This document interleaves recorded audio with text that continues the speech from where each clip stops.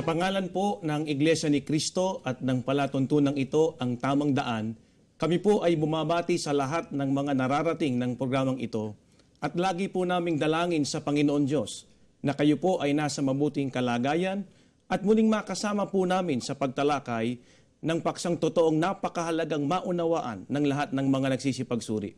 Ito po ang kapatid na Isaias Reyes II at kasama ko po na maglilingkod sa inyo ang kapatid na Romel Topacio. Salamat sa iyo ng marami, kapatid na Isaias. Mga kaibigan, kumusta po kayong lahat?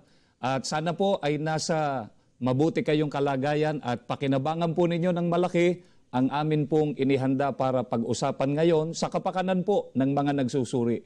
Ang amin pong inihanda para talakayin ay sasagot sa itinatanong po ng ibang mga nagsusuri na pagka po itinuro namin para po magtamo ng kaligtasan ay kailangang umanib sa Iglesia ni Cristo. Itinatanong po sa amin ng iba, hindi po ba sinasabi sa Tito 3:5 na ang kaligtasan ay awa ng Diyos at hindi dahil sa mga gawa ng tao? Kaya wala na raw pong kailangang gawin ang tao para magtamo siya ng kaligtasan. Alang-alang, kapatid na Isaias, doon sa mga tagasuri na hindi pamilyar dyan sa nilalaman ng Tito 3:5. Mga kaibigan, mabuti po ay basahin muna namin sa inyo ang nilalaman ng talata at subaybayan po ninyo ng mabuti. Ganito po ang nakasulat. Na hindi dahil sa mga gawa sa katwiran na ginawa nating sarili, kundi ayon sa kanyang kaawaan ay kanyang iniligtas tayo sa pamamagitan ng paghuhuga sa muling kapanganakan at ng pagbabago sa Espiritu Santo.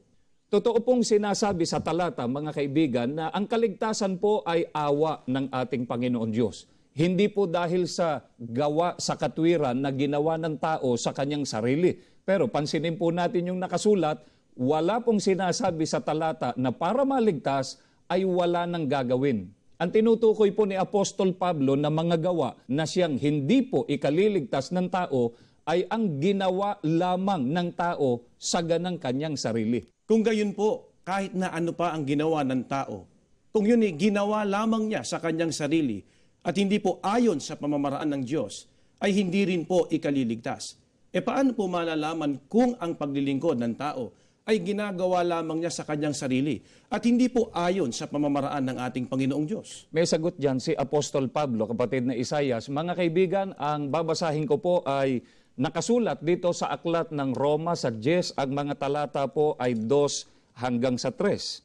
Sapagkat sila'y pinatotohanan ko na may mga pagmamalasakit sa Diyos, datapwat hindi ayon sa pagkakilala, sapagkat sa hindi nila pagkaalam ng katwiran ng Diyos at sa pagsusumakit na maitayo ang sariling kanila, ay hindi sila napasakop sa katwiran ng Diyos. Ang paglilingkod po na ayon lamang sa sariling pamamaraan ng tao at hindi po ayon sa pamamaraan ng Panginoon Diyos ay ang paglilingkod po na hindi sakop ng katwiran ng Panginoon Diyos. Kaya dapat po na matiyak ng sinuman, kapatid na Isaias, na yung paglilingkod na ginagawa ay kailangang maayon sa katwiran ng ating Panginoon Diyos. E alin po ba yung katwiran ng Panginoong Diyos na dapat na makasakop sa tao para ikaligtas niya pagdating ng paghukom? May sagot sa atin ang Biblia. Pakinggan po ninyo, mga kaibigan.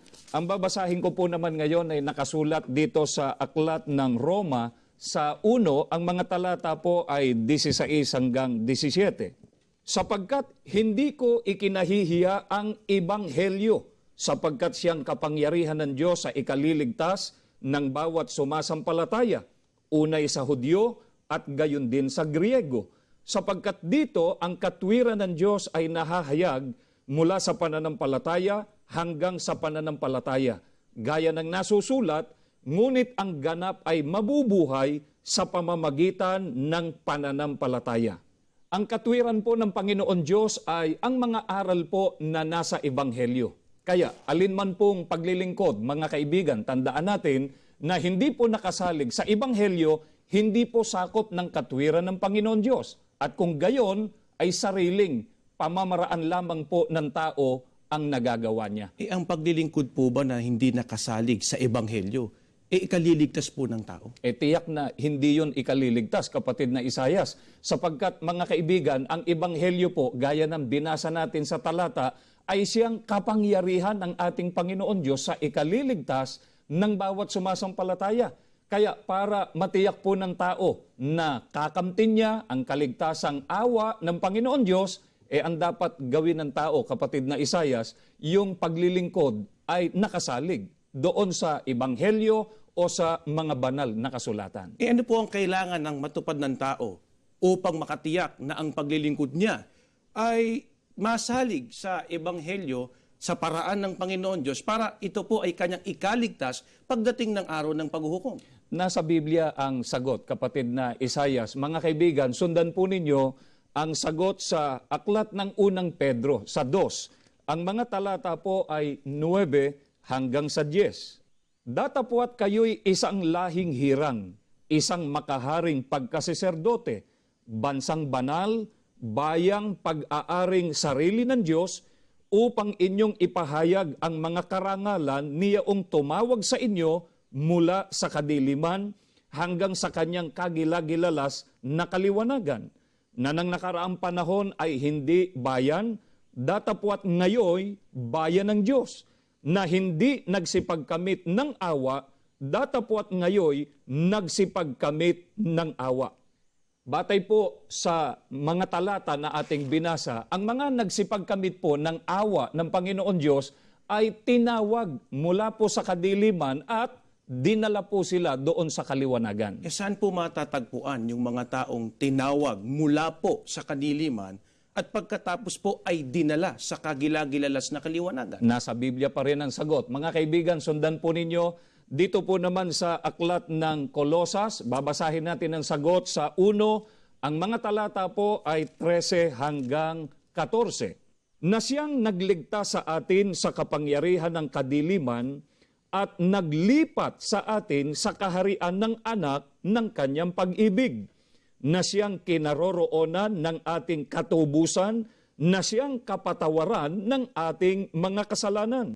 Ang mga tinawag po ng Panginoon Diyos mula sa kadiliman at dinala po sa kagilagilalas na kaliwanagan ay inilipat doon sa kaharian ng anak. Alin po ang sinasabi ni Apostol Pablo na kaharian ng anak na pinaglipatan sa mga tinawag mula po sa kadiliman at pagkatapos dinala po sa kaliwanagan? Batay doon sa binasa nating mga talata, kapatid na Isayas, mga kaibigan, ang kaharian po ng anak ay siya pong kinaroroonan ng katubusan.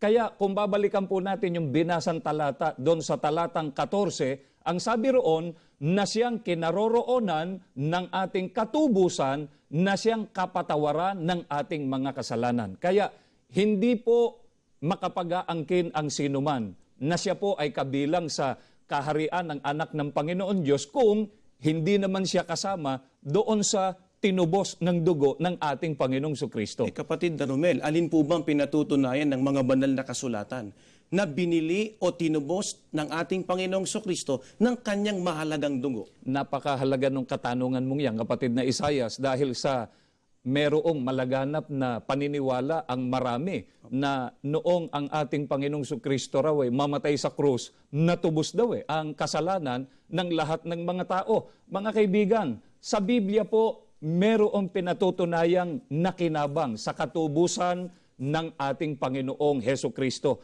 Ang babasahin ko po, nakasulat dito sa aklat ng Gawa, sa 20. Ang talata po ay 28. Dito na po sa salin ni Ginoong George M. Lamsa sa pagkakaliwat na po sa wikang Filipino. Ingatan ninyo kung gayon ang inyong mga sarili at ang buong kawan. Narito'y hinirang kayo ng Espiritu Santo na mga katiwala upang pakanin ang iglesia ni Kristo na binili niya ng kanyang dugo. Ang iglesia ni Kristo po ang binili o tinubos ng ating Panginoong Sukristo sa pamamagitan po ng kanyang dugo. Ito po ang sinasabi ng Biblia, mga kaibigan, na kaharian. Ano po? Kaharian ng anak na pinaglipatan sa mga taong kinaawaan ng ating Panginoon Diyos para sila ay maligtas. Ano pa po ang katunayan sa Biblia na ang mga taong kinaawaan ng Panginoon Diyos at maliligtas ay nasa loob po ng tunay na iglesia? Ito pa ang katunayan natin, kapatid na Isayas. Mga kaibigan, ang babasahin ko po naman ngayon, ito pong nakasulat sa Gawa 2, ang talata po ay 47, dito na po sa King James Version, sa pagkakaliwat na po sa wikang Filipino. Nagpupuri sa Diyos at nangagtamo ng kagandahang loob ng lahat ng tao. At idinaragdag ng Panginoon sa iglesia araw-araw yaong mga dapat na maligtas. Kaya lalo po nating napatutunayan, mga kaibigan, na maling-mali po yung mga nagsasabi na di umano hindi raw mahalaga ang iglesia sa ikaliligtas ng tao, sapagkat kung hindi po mahalaga ang tunay na iglesia, bakit po dinadala ng ating Panginoon Diyos sa loob ng iglesia yung mga taong dapat maligtas? Bakit nga daw po kailangan pang idagdag sa iglesia o ilipat sa iglesia ang mga taong kailangang maligtas? Gayong ang tagapagligtas po ay ang ating Panginoong Jesucristo at hindi naman po ang iglesia. Talagang ang iglesia, kapatid na Isayas, kailanman hindi natin itinuro at wala tayong doktrina na ang iglesia ang tagapagligtas. Ang itinuturo, ang ating doktrina, ang binabasa natin sa Biblia, ang tagapagligtas ay ang ating Panginoong Jesucristo. Pero gaya nga nung tanong mo, bakit ang iglesia hindi naman tagapagligtas, pero sa iglesia idinaragdag yung mga maliligtas? Ito po ang maliwanag na sagot ng Biblia, mga kaibigan. Sa aklat po ng Efeso, sa 5, ang talata po ay 23, ganito po ang ating mababasa. Sapagkat ang lalaki ang ulo ng kanyang asawa, tulad ni Kristo na siyang ulo ng iglesia na kanyang katawan at siyang tagapagligtas nito. Bagamat hindi po ang iglesia ang tagapagligtas, sapagkat ang tagapagligtas ay ang ating Panginoong Jesucristo, pero dito po sa iglesyang katawan ni Kristo, idinaragdag ng Panginoon Diyos ang mga dapat maligtas, sapagkat ang iglesia po na kanyang katawan ang kanyang ililigtas. Kaya tandaan po natin, mga kaibigan, ang Panginoong Jesucristo po at ang kanyang iglesia hindi pwedeng paghiwalayin.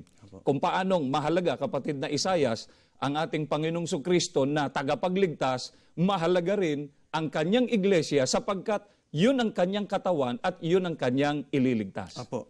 Kung ang mga nasa tunay na iglesia po ay maliligtas, ano po naman ang sinasabi ni Apostol Pablo doon sa mga nasa labas ng tunay na iglesia? Medyo maselan yung bahaging yan, kapatid na Isayas, kaya Biblia pa rin ang ating pasasagutin. Mga kaibigan, sa unang Korinto, sa 5, ang mga talata po ay 12 hanggang 13. Dito po sa isang salin ng Biblia, New Filipino Version, babasahin po natin ang sagot. Ganito po ang nakasulat.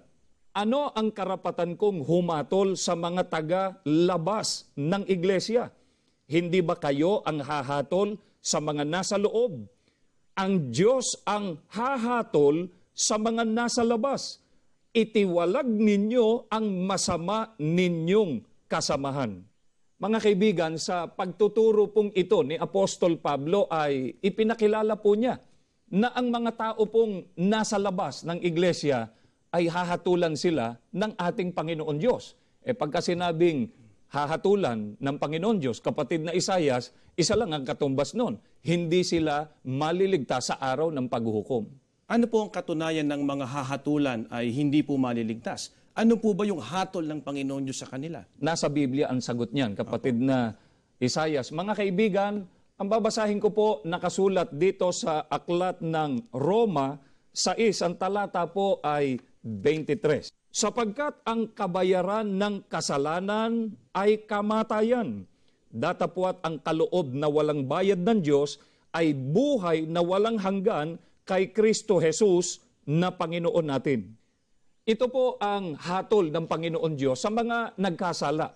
Ang nagkasala po, mga kaibigan, ay dapat po na magbayad talaga ng kanyang kasalanan. At nilinaw sa atin, kapatid na Isayas, sa Biblia na binasa natin, na ang kabayaran ng kasalanang nagawa ng tao ay kamatayan. Alin po yung kamatayang ganap na kabayaran ng kasalanan ayon po sa hatol ng ating Panginoon Diyos? Hindi yung unang kamatayan na pagkalagot ng hininga, ang ganap na kabayaran ng kasalanan. Mga kaibigan, meron pong itinuturo sa Biblia, sa Apokalipsis 20:14, na kamatayang ganap na kabayaran ng kasalanan ng tao. Pakinggan po ninyo at babasahin natin yung nilalaman ng talatang yan. At ang kamatayan at ang Hades ay ibinulid sa dagat-dagatang apoy. Ito ang ikalawang kamatayan, sa makatwid ay ang dagat-dagatang apoy. Ang ganap na kabayaran po ng kasalanan nagawa ng tao, yung ikalawang kamatayan, kapatid na Isayas. Ito yung kamatayan sa dagat-dagatang apoy pagdating ng araw ng paghuhukom. Sa makatuwid, mga kaibigan, hindi po maliligtas ang sino mang tao na tatanggi, no, na pumaloob sa tunay na iglesia, sapagkat binasa na nga natin yung Korinto kanina, yung mga nasa labas, hahatulan ng Diyos, at ang hatol sa mga nagkasala ay kamatayan, at ang ganap na kabayaran ng kasalanan, yung kamatayang ikalawang kamatayan sa dagat-dagatang apoy at asupre pagdating ng araw ng paghukom.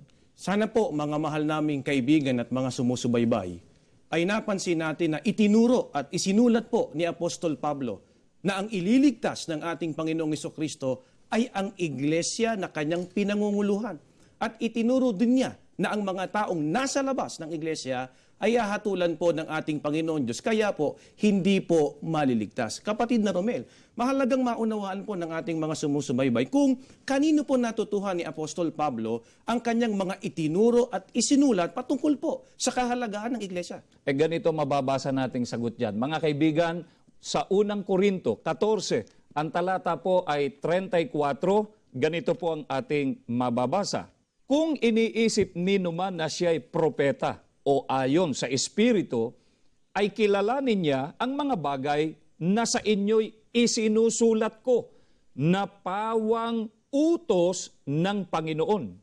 Ayon po kay Apostol Pablo, ang mga isinulat niya ay pawang utos ng Panginoon. Sa makatwid, kapatid na Isayas, yung isinulat ni Apostol Pablo na ang mga ililigtas ng Panginoon Diyos ay ang mga dinala niya sa loob ng tunay na iglesia, at yung mga nasa labas ng tunay na iglesia ay hahatulan, hindi pala niya sariling opinyon yun. Hindi niya palagay yun. Hindi niya kuro-kuro yun. Yun ay nilinaw niya, utos o aral ng ating Panginoon Diyos. Meron nga po bang utos ang ating Panginoong Sokristo na para ang tao ay maligtas pagdating ng araw ng paghuhukom, kailangan pumasok sa iglesia? At sa panahon natin ngayon, napakarami pong nakatatag na mga iglesia o relihiyon. Alin po ang dapat napasukan ng tao na iglesia para maligtas? Doon sa una mong katanungan, kung merong utos ang ating Panginoong Sokristo na dapat pumasok sa iglesia para maligtas, yun unang sasagutin ko, talagang meron, kapatid na Isayas.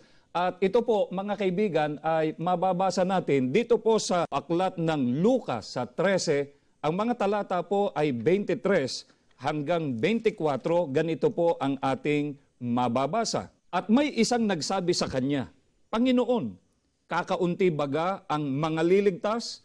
At sinabi niya sa kanila, magpilit kayong magsipasok sa pintuang makipot, sapagkat sinasabi ko sa inyo na marami ang mga nagsisikap na pumasok at hindi mangyayari. Sana po mga kaibigan ay napansin ninyo ang sagot ng ating Panginoong Hesukristo sa nagtatanong sa Kanya kung kakaunti raw ba yung mga maliligtas. Sa makatwid, malinaw dito, kapatid na Isayas, na ang pinag-uusapan ng ating Panginoong Sokristo at saka yung nagtatanong sa Kanya ay tungkol sa kaligtasan. Sa halip na sagutin po ng ating Panginoong Sokristo, kung kakaunti ba o marami ang maliligtas, ano po naging sagot ng Panginoong Sokristo? Gaya rin nung nabasa natin sa talata, siguro napansin din ninyo mga kaibigan, ang sabi po ng ating Panginoong Sokristo, kung babalikan natin, ay magpilit kayong magsipasok sa pintuang makipot, sapagkat sinasabi ko sa inyo na marami ang magsisikap na pumasok at hindi mangyayari. Sino po yung tinutukoy doon na makipot na pintuan na dapat pagpilitan ng tao na kanyang pasukan at bakit? Ito sagot ng Biblia dyan. Pakinggan po ninyo mga kaibigan, dito po sa aklat ng Juan sa 10, ang talata po ay 9, ganito po ang ating mababasa. Ako ang pintuan, ang sino mang taong pumasok sa akin ay siya'y maliligtas. Ang makipot na pintuan na dapat pong pagpilitang pasukan ng tao ay walang iba kundi ang ating Panginoong Sokristo. At kung bakit naman, kapatid na Isayas, dapat na magpilit ang tao na makapasok sa ating Panginoong Sukristo, sapagkat tiniyak po, mga kaibigan, tiniyak ng ating Panginoong Sukristo na ang papasok sa Kanya, yun ang mga taong maliligtas. Opo. Sinasabi po ng iba na wala raw pong kinalaman ang pagpasok sa ating Panginoong Sukristo sa itinuturo po nating pag-anib sa Iglesia ni Kristo. Paano po ba makikilala yung mga tunay na pumasok sa ating Panginoong Sukristo? Napakahalagang pag-usapan natin yan, kapatid na Isayas, dahil sa malimit, naririnig natin na sinasabi ng marami na di umano sila raw nakapasok na sa ating Panginoong Sukristo. Pero sa Biblia po, mga kaibigan, ay nililinaw po kung sino ang tunay na nakapasok sa ating Panginoong Sukristo. Ang babasahin ko po ay yun ding aklat at talata, 1:9. Subalit dito po sa isang salin ng Biblia, Revised English Bible, sa pagkakaliwat na po sa wikang Filipino. Ako ang pintuan, sino man na pumasok sa loob ng kawan sa pamamagitan ko ay magiging ligtas.